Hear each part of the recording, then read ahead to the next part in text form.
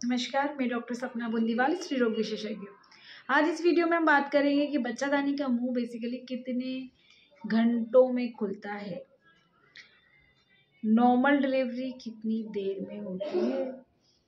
सभी पेशेंट चाहते हैं नॉर्मल डिलीवरी हो, लेकिन नॉर्मल डिलीवरी के लिए मुझे लगता है कि पेशेंट को इस बात का नॉलेज होना चाहिए या पूरी जानकारी होना चाहिए कि नॉर्मल डिलीवरी बेसिकली कैसे होती है। तो इसके लिए इस वीडियो में मैं आज आपको बताने वाली हूँ कि नॉर्मल डिलीवरी के लिए हमारी कौन कौन सी फेजेस होती हैं और कितना ड्यूरेशन उसमें लगता है, कितना टाइम लगता है। तो सबसे पहले हम ये समझ लें कि बेसिकली नॉर्मल डिलीवरी की 4 स्टेजेस होती हैं। फर्स्ट स्टेज रहती है आपका फर्स्ट स्टेज वो रहती है जिसमें बच्चादानी का मुंह खुलता है। सेकेंड स्टेज वो होती है जिसमें कि डिसेंट होता है हेड का, और फुल डायटेशन के बाद डिलीवरी होने तक का जो स्टेज रहता है वो सेकेंड स्टेज रहता है। और थर्ड स्टेज आपका होता है प्लेसेंटा आउट होने का, और फोर्थ स्टेज आपका यूट्राइन कॉन्ट्रैक्शन का होता है।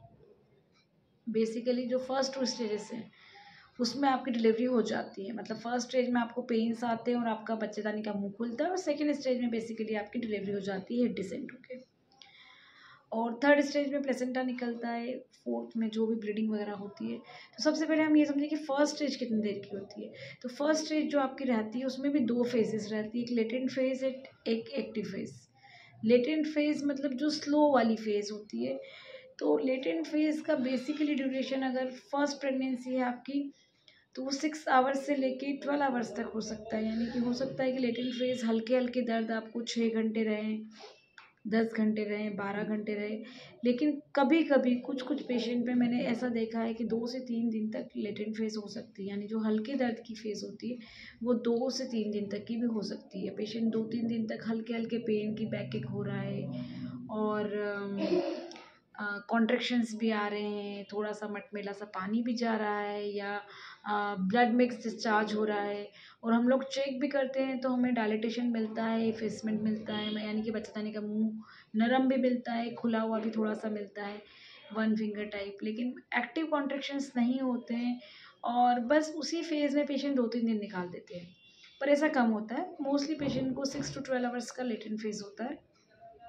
उसके बाद सेकेंड स्टेज जो एक्टिव फेज़ ऑफ लेबर होती है, जो कि एक्टिव फेज़ मतलब जिसमें अच्छे कॉन्ट्रैक्शंस, अच्छे पेन्स आते हैं, प्रॉपर ड्यूरेशन पे आते हैं, तो उसको हम एक्टिव फेज़ बोलते हैं। वो जनरली 12 to 18 आवर्स की होती है। ज़्यादातर पेशेंट में 12 आवर्स की होती है। उसमें क्या होता है ना कि आपको जो पेन्स आ रहे हैं वो हर 10 मिनट में 3-3 मिनट में आपको पेन्स आएंगे, और वो जो रुकेंगे पेन्स या कॉन्ट्रैक्शंस कितनी देर तक लास्ट करेगा, लाइक 20 सेकेंड, 30 सेकेंड, जैसे जैसे ड्यूरेशन बढ़ेगा वैसे वैसे जो फ्रीक्वेंसी ऑफ कॉन्ट्रैक्शंस है वो भी बढ़ेगी, और कितनी देर तक वो रुकते हैं वो टाइम भी बढ़ेगा। तो इस तरह से आपका एक्टिव फेज़ में आपका जनरली इतना आवर्स लगता है। जब डायलिटेशन 3 सेंटीमीटर के बाद बियॉन्ड होता है तब usually patient active phase of labour में रहते हैं, और उस टाइम में जब आपका डायलिटेशन होता है तो 1 सेंटीमीटर पर आवर के हिसाब से 10 सेंटीमीटर का डायलिटेशन होने में मिनिमम 10 आवर्स तो लगते हैं। उसके बाद अपन जो ये फेज़ हो गई आपकी फर्स्ट स्टेज ऑफ लेबर हो गया कि आपका एक्टिव लेबर पेन्स आए और आपका पूरा बच्चेदानी का मुंह खुल गया।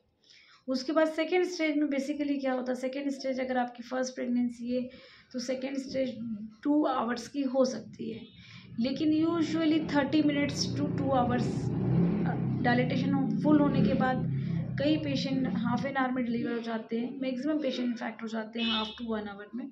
कभी कभी कोई कोई पेशेंट में ऐसा रहता है ड्यू टू सम फैक्टर्स उनको सेकेंड स्टेज उनका प्रोलॉन्ग रहता है और उनको डिलीवरी होने में थोड़ा टाइम लगता है, उनको 2 घंटे तक लग सकता है। मतलब अगर प्राइमरी ग्रेविडा पेशेंट है, फर्स्ट प्रेगनेंसी वाले पेशेंट है, तो हम 2 आवर्स तक वेट कर सकते हैं अनटिल अनलेस आपके फीटल हार्ट यानी बच्चे की धड़कन अच्छी हो।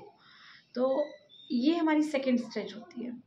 थर्ड स्टेज आपका जो होता है वो 10 मिनट्स to 30 मिनट्स हो सकता है, यानी कि प्लेसेंटा आपका 10 मिनट में आउट हो सकता है या 30 मिनट्स में भी आउट हो सकता है, लेकिन अगर 30 मिनट के बाद नहीं हुआ तो उसे रिटेंड प्लेसेंटा हम कहते हैं। ज़्यादातर पेशेंट में जनरली प्लेसेंटा 5 to 10 मिनट्स में निकल ही आता है। 4th स्टेज में आपका जो भी यूट्राइन कॉन्ट्रैक्शन होता है, ब्लीडिंग और वो सब होता है, वो जनरली वेरी करता है।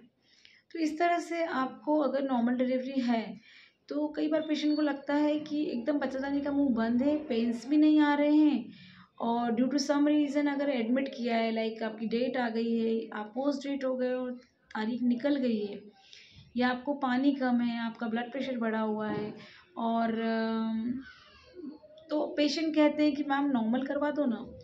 अब नॉर्मल करवा दो तो नॉर्मल के लिए जो सर्कमस्टेंसेस होते हैं, पेन्स आना चाहिए, सर्विक्स का इफेसमेंट यानी सॉफ्टनिंग अच्छी होना चाहिए, हेड नीचे होना चाहिए, तो वो सारी चीज़ें क्राइटेरिया जब होते हैं सुटेबल, तभी हम लोग कह पाएंगे कि हमको इतना टाइम लगेगा। और उसके बाद भी हम लोग पेन आने के लिए, दर्द आने के लिए दवाई देते हैं, और दवाई के बाद मतलब जनरली हम लोग दवाई डालते हैं तो पहले तो सर्विक्स की सॉफ्टनिंग होती है जब हम इनिशियली दवाई डालते हैं, तो 5 to 6 आवर्स तो हमको सर्विक्स की सॉफ्टनिंग में या राइपनिंग में लग जाता है।